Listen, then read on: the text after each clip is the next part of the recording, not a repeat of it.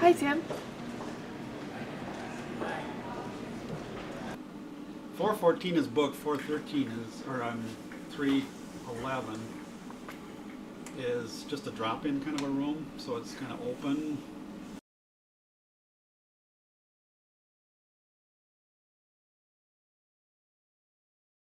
Kendo in the United States is pretty much nonprofit. Other countries have a sports committee, and they actually recognize Kendo.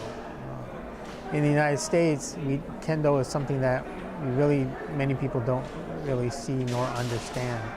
Raising money for example, the support of the members who go to the World Championship is very difficult. You know, we can get some sponsorship from small organizations or businesses, but to go and try to get big money from, for example, like Toyota or some of the airlines, sometimes it's very difficult. For example, Toyota. To Toyota, Kendo is too Japanese, because Toyota wants to be known as an American company, not as a Japanese company.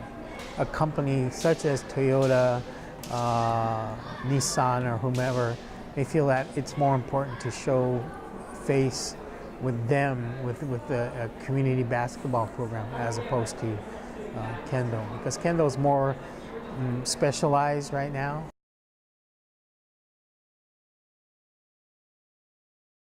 The history that I learned about Kendo was talking to my teachers that were the sons and daughters of the first immigrants. Unfortunately, many of them are gone now. Kendo has a very long history in Japan.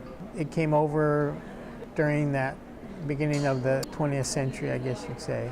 Originally on the West Coast, with all the immigrants from, say, California, Oregon, Washington, even British Columbia, there's about 10,000 people doing Kendo. When Pearl Harbor came and they had the evacuation or incarceration of the Japanese Americans and Japanese Canadians on the West Coast, and after the war, some of the teachers unfortunately decided that if this was the way the government was going to treat them, and if they're going to stay here, that they're not going to practice Kendo anymore. Kendo expanded significantly probably in the last 20 years. The Kendo population right now is probably around a little less than 5,000 members throughout the United States, so it's not going to be as big as it was back before the war. I know that there is a big growth maybe about 10, 15 years ago because of television, and that television was a Korean soap opera drama in which the grandfather did Kendo, and all of a sudden there was an influx of all these Korean American children that wanted to do Kendo.